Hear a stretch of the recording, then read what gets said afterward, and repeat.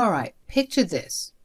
It was the late 90s, and we were both fresh-faced college kids studying our tails off at Harvard. Me, Ella, female, 41, and him, Rashid, male, 47. We were the dynamic duo, acting our classes, sharing pizza at 2 a.m., and, well, falling in love. You know how it goes in those college days, right? Late night study sessions turn into those cliche love stories. Yeah, we were head over heels. And trust me when I say he was perfect, like in every possible way. He treated me like a princess and was always telling me how much he loved me. But here's the kicker. While I was all in, ready to tie the knot and start our happily ever after, Rashid was dragging his feet. And it wasn't just a case of cold feet. It was like he had planted himself in cement shoes. Every time I brought up the topic of meeting his parents or, God forbid, getting hitched, he'd get this weird, distant look in his eyes. It was as if he was trying to avoid the topic altogether. So, being the fiery gal I am, I finally couldn't take it anymore. We had this epic argument, and I accused him of lying to me, of hiding something big. Let me tell you, folks, that was the moment things went from 0 to 100 real quick. Ella and Rashid are sitting in their cozy living room, sipping on cups of tea. Ella looks at Rashid with a mixture of curiosity and frustration. "Hey, Rashid, can we talk about something?" Yeah, sure, Ella. What's on your mind?" "It's just that, well, we've been together for years now, and I can't help but wonder why you've been acting so weird about getting married and why I haven't met your parents yet." Rashid shifted uncomfortably in his seat. "Ella, it's not that I don't want to get married or that I don't want you to meet my parents. It's just..." "Just what, Rashid? You've been avoiding this topic for ages. It feels like you're hiding something." After some dodging, he finally said, "Okay, fine. I've been keeping something from you, and I didn't know how to tell you. The reason I haven't introduced you to my parents and haven't proposed is because they don't know I'm marrying an American woman." "What the frick? What does that even mean?" "What? Are you serious, Rashid? How long were you planning on keeping that from me?" "I know, Ella, it's not fair to you, but my parents have these traditional expectations. They want me to marry someone from our culture. They don't know I'm in love with a black girl." "Wow, 3 years? And your parents don't know me?" I was 25 at the time. "I know, it's awful. I'm sorry. They want me to marry someone of Arab descent. They're strict about it and pretty racist, and I didn't know how to break it to them." "So you've been hiding me? Is that it? Hiding our relationship because you're afraid of what they'll think? You're supposed to love me, even in the face of your racist a-hole parents." "I didn't want to hurt you, Ella. I love you so much, and I didn't want to put you in this position." "Rashid, I don't know how I feel about this. I love you too. But this changes everything. Marrying into a family with such strict values, I'm not sure I can handle that." "Ella, please don't leave me over this. I'll talk to my parents. I'll do whatever it takes to make this work. I can't imagine my life without you." "Rashid, I need some time to think. I need to figure out if I'm willing to navigate these cultural differences, and if I can trust you after you kept this from me for so long." "I understand, Ella. I should have been honest with you from the start. I'll give you the space you need, but please know that I'm willing to fight for us." I was torn, y'all. On one hand, I loved Rashid with all my heart, and I thought he felt the same. But on the other hand, I couldn't help but wonder if I was ready to jump into a family with such strict values and expectations. Plus the fact that he had kept me hidden like some sort of secret agent had me feeling uneasy. even if I could understand why he did it. I mean, relationships are all about honesty and trust, right? And it seemed like we were starting ours on shaky ground. I needed some time to think things over, to figure out if I could handle being part of a family that might never fully accept me. So after that heart-wrenching conversation, I decided I needed some space to clear my head. Let me tell you, those weeks apart from Rashid were the toughest of my life. I was down in the dumps, more depressed than I'd ever been. But in my heart, I knew Rashid was my person, my perfect match, and I couldn't imagine my life without him. And so, like a fool in love, I went back to him, telling him that I'd do anything with him or for him for the rest of my life. Ick. After we got back together, we did our best to come up with a solution, but everything was sounding kind of scary. After much soul-searching, Rashid and I decided to take a rather unconventional route. We'd get hitched secretly without his parents knowing. This was Rashid's way of proving that he really loved me. Because Rashid was still scared of his parents, he said he would vaguely tell them he'd found a nice girl from a good Lebanese family, conveniently leaving out the part that I was black and that we were already a married couple. The plan? To surprise his parents by bringing me to Lebanon when the time was right, and convince them that we had spent enough time together and that it was true love. We were hoping for something from a fairy tale, I know. Our scheme was to savor the blissful married life for at least a year before properly revealing everything. The grand finale was to fly to Lebanon and drop the bombshell on his parents. If they couldn't accept us, Rashid would reveal that we were already married and insinuating that it was all too late and that he loved me enough to risk disgracing himself. It all sounded like a brilliant plan at the time. Now, you might be wondering how I agreed to this. Well, let's just say Rashid was quite the persuasive guy when he has his mind to it. And maybe, just maybe, I was so head over heels in love that I let my better judgment slip away. Oh, time flies when you're having fun, doesn't it? That year of enjoying our lives as a married couple went by in a flash. Everything felt perfect, and Rashid made sure I knew how much he loved me. He reassured me time and time again that he would always choose me in the end. But as that first year ended and we got into our second, I couldn't help but wonder when we'd make the trip to Lebanon. He wasn't making plans like he said he would. I'd brought it up a few times, and each time Rashid seemed to put it off. He'd get all nervous and wary, saying he needed more time, that the longer we waited, the better. He believed that being married for a longer period would prove to his parents just how committed we were. And to be honest, we were really enjoying our time together, and we were procrastinating that impending wrath that we'd get. Our love was stronger than ever, and the thought of facing his parents' reaction was daunting. So against my better judgment, I agreed to wait one more year, but no more than that. I couldn't deny that a part of me wanted to believe that Rashid was right, that more time would make things easier. So that's what happened. We continued our lives as a happily married couple, cherishing every moment together while I counted down the days until our journey to Lebanon. During that time, I decided to take matters into my own hands. I was determined to make a good impression on my strict in-laws, and I thought learning Arabic might be the way to do it. So I dove headfirst into learning the language, and let me tell you, it was no easy feat. I spent hours poring over books, listening to podcasts, and practicing with Rashid whenever I could. I was on a mission to prove to his parents that I was serious about him and their culture. By the end of the year, too, I was nearly fluent in Arabic, and I thought, this is it. They'll surely be ready to meet me now. But Rashid, well, he was still hesitant. It felt like he was dragging his feet again, and I couldn't understand why.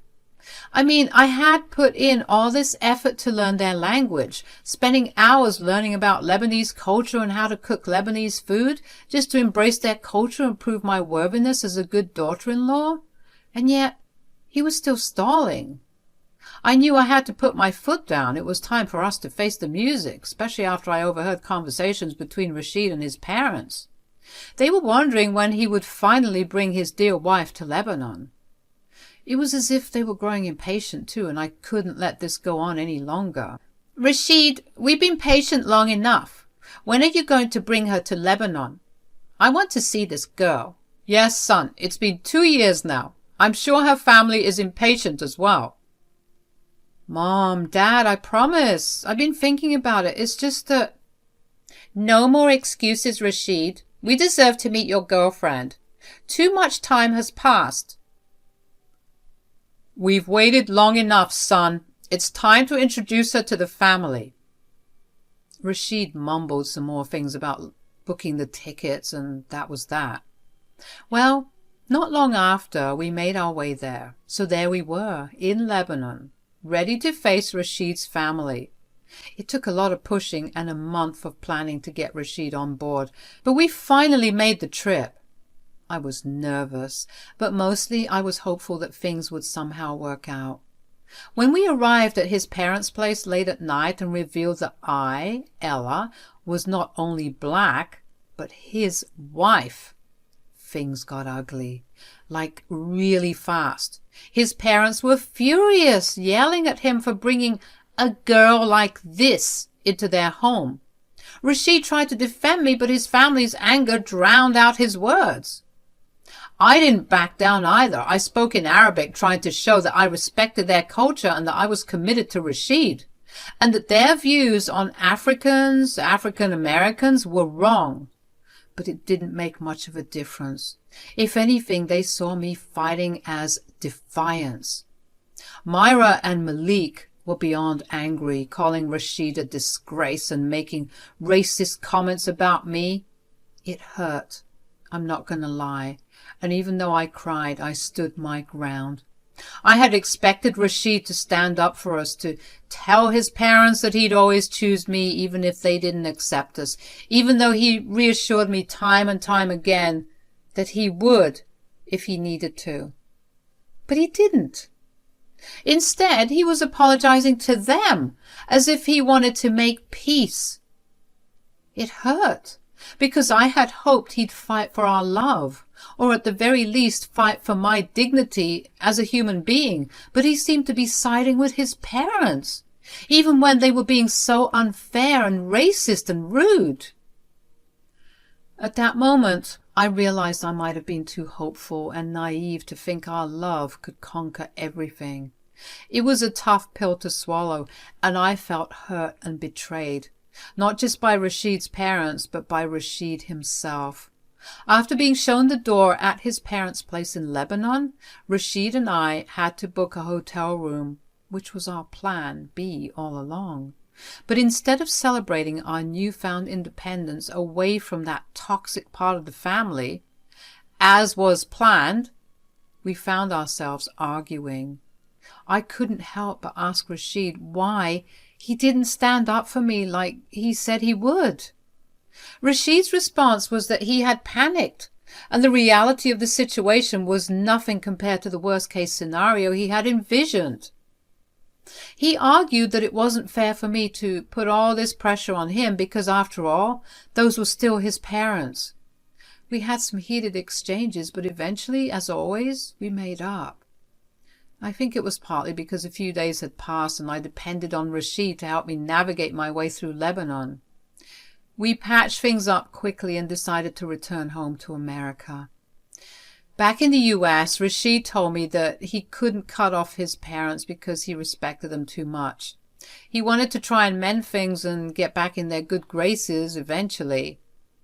Our marriage was a bit rocky after the whole Lebanon ordeal, but Rashid tried his best to prove to me that he was serious about us. He was consistent, showing his commitment day after day, and that eventually convinced me that one day his parents would come around. 2 more years slipped by, and I was getting pretty antsy. I'd wanted to start a family, but I couldn't wrap my head around bringing kids into the messed up family drama we had going on. I told Rashid how I felt, but he just kept dragging his feet, making empty promises about talking to his parents. Every time Myra and Malik called, it was either to ask if he'd kick me to the curb or to give him an earful for supposedly disgracing their family. I tried to get him to see that some folks were beyond saving and he needed to cut ties with them, but he clung to hope, thinking he could patch things up with his family.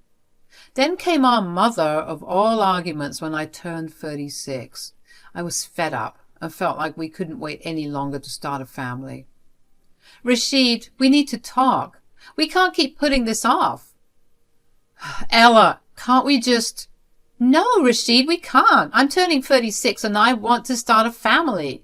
We've been through so much and I can't wait any longer. Ella, you know it's not that simple. My family, my reputation. I get it, Rashid, but we can't keep sacrificing our happiness for their approval. Some people like your parents might never come around. We need to make a choice.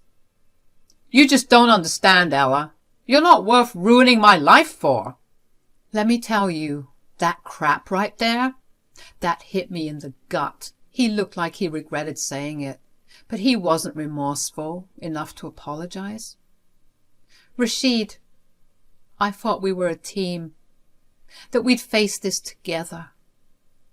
I'm just so frustrated and I don't know what to do anymore. We need to figure this out, Rashid, for both of us. I can't keep waiting in this limbo. But in the meantime, I can't be here right now. I have to think.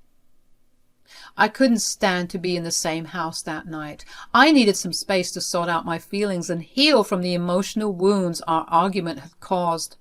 So I decided to rent a hotel room, putting some distance between Rashid and me for a while. I had hoped Rashid would come back to me, that he'd apologize, that he'd take me back and cut ties with his parents to show his commitment to us. But days turned into weeks, and Rashid didn't make the move I longed for. Staying there for 3 weeks, I felt like I was stuck in a never-ending cycle of depression and anger. It became clear to me that I couldn't keep living like this. The pain of waiting and the constant doubt about Rashid's intentions had become unbearable.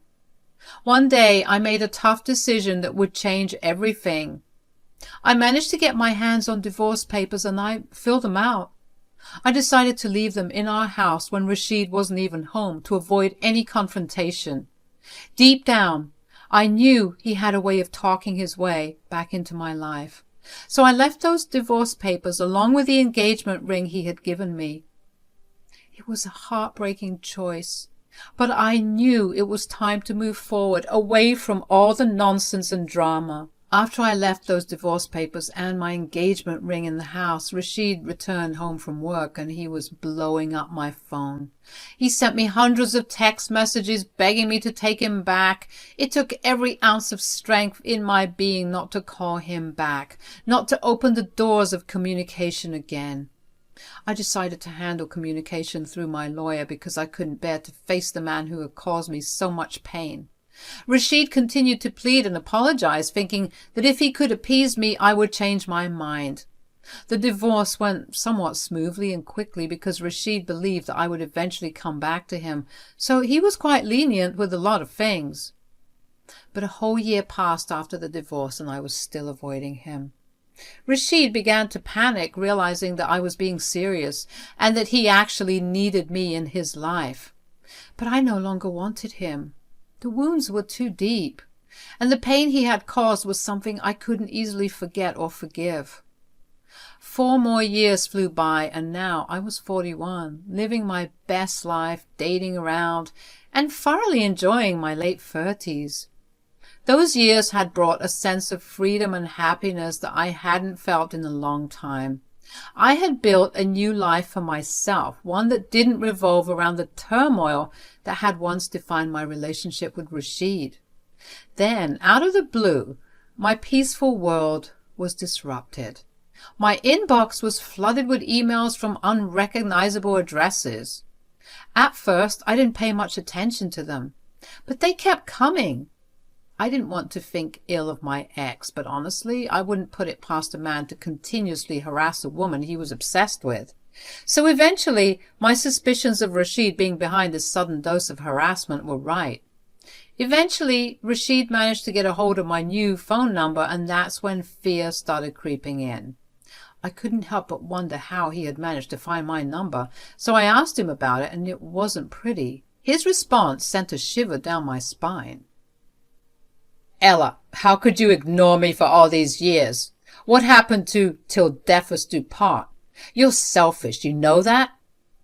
"Rashid, we both know that this was gonna go nowhere if you keep supporting your racist family. I respected myself enough to leave. Why can't you appreciate that I needed to do what was right for me?" "Right for you? What about what was right for me? You never understood me. You thought that I could just up and leave my family for you?" "Rashid, how did you even get my new number?" "I have friends in high places, Ella. Friends who can find out a lot more about you if I want to." At this moment, I knew that the perfect Rashid I knew was long gone. I guess all those years without me took a toll on his mental health. He just couldn't handle that he no longer had a hold on me. "What are you trying to say, Rashid?" "Just remember, Ella, I can easily find out where you live and have some not-so-nice things done to you if you test my patience." "What do you want from me, Rashid?" "I want you to come to my place. My parents, well, they still think we're married." When Rashid dropped the bombshell that he hadn't told his parents about our divorce, I was utterly shocked. I couldn't believe he had kept something so significant from them for all these years. I was even surprised because I thought they would be glad to know that Rashid and I split up. He said he was too embarrassed to admit that it was me who had initiated the divorce. He claimed it would bring even more shame to his family because it turns out that they believed it was a disgrace for a woman to divorce a man. Typical. Then came his proposal. Rashid said that he would pay me to pretend to still be his wife, as his parents were finally coming around to the idea of me being part of the family after a whole decade, and they wanted to throw a party to celebrate. I was scared, not just because of what Rashid might do if I didn't comply, but also because I knew I had to get as far away from him as possible and ensure it stuck this time. So reluctantly and out of fear, I agreed to be part of his lie. Little did he know that I had a plan brewing, one that would hopefully allow me to break free from this twisted web of deception and manipulation for good. The day of the party finally arrived, and I showed up as I had promised. The night before, Rashid had sent me $4,000 as a down payment for my participation, with the promise of the remaining sum after the party ended, provided he was satisfied with my performance of pretending to still be in love with him. As I walked into the party, I was taken aback by Myra and Malik's unexpected excitement. Their warm greetings and friendly gestures were a stark contrast to the hostility I had grown accustomed to over the years. It left me feeling off-kilter, like something wasn't quite right. Myra and Malik even made a little speech to the partygoers expressing their enthusiasm about having me back in their lives after so many years of what they referred to as misunderstandings. But I couldn't help but be skeptical. After all, nobody just turns around like that out of the blue without a hidden agenda. After the party had gone on for some time, Malik and Myra pulled me aside and showed me their true colors. "Look here, little girl. Just because we said all that crap about you on stage doesn't mean we mean it." Wow. Why does none of that surprise me? "How dare you talk back at her? You're nothing compared to her, you useless little—" "I don't care what you think about me. You two are horrible." "How dare you? I should slap you right now." "Go ahead. I'll have you in handcuffs quicker than you can say, 'I'm a racist piece of.'" Because of my shouting, some heads were being turned, and before I knew it, Rashid bolted over trying to de-escalate the drama. "What the hell do you think you're doing?" "Teaching your parents some manners." Myra reached out as if to slap me, but Malik held her hand, telling her, "Not here," in Arabic. "We called you here to tell you that we are tired of being distant from our son, even though he's made this foolish decision to marry someone like you. We don't want to keep him out of our lives forever. But if you think you can earn our good graces so easily, you have another thing coming. To please us, you have to pay off our mortgage." "Excuse me?" "You heard me. If you want any part of our life, then you have to pay off our mortgage." "Yeah, pay off our mortgage. Then maybe we'll consider accepting you into this family." "Are you kidding me? You want me to pay off your mortgage to be accepted by you? You've got some nerve." Myra and Malik went back and forth, saying that the only way they'd accept me was if I bought their love. And you want to know the funny thing? They weren't even doing this because they were poor. In fact, they were pretty loaded. They were doing this just to humiliate me. I was getting sick and tired of their God complex, and I didn't care about getting the rest of the $4,000. I knew I had to make my move and get my revenge. "You two are so delusional. I divorced Rashid 5 years ago, and I couldn't care less about your approval." Myra and Malik were stunned. Their jaws were on the floor, and then they turned to Rashid with disgust. "You've brought so much shame to this family, Rashid. You mean to tell me that she divorced you? We moved to America just to be closer to our idiotic son." Rashid tried to do some damage control, but it was too late. Malik and Myra were furious, their faces twisted with anger and embarrassment. They left the party early, their voices filled with resentments as they vowed to never speak to their son again because of what they perceived as his stupidity. Rashid, overwhelmed by the drama of it all, burst into tears. Embarrassing, I know. His biggest fear had just come to pass. The exact thing he had been trying to fight for all these years backfired, and I couldn't have been happier. He threatened to ruin my life, but I had one more surprise in store. I revealed the restraining order I got against him, letting him know that if he even tried to step within 100 yards of me, I would get him locked up. I left that man sobbing. I walked away feeling everything from relief, vindication, and a sense of empowerment. After all the pain and crap he had put me through, I couldn't help but let out a laugh at the sight of seeing him suffer so much.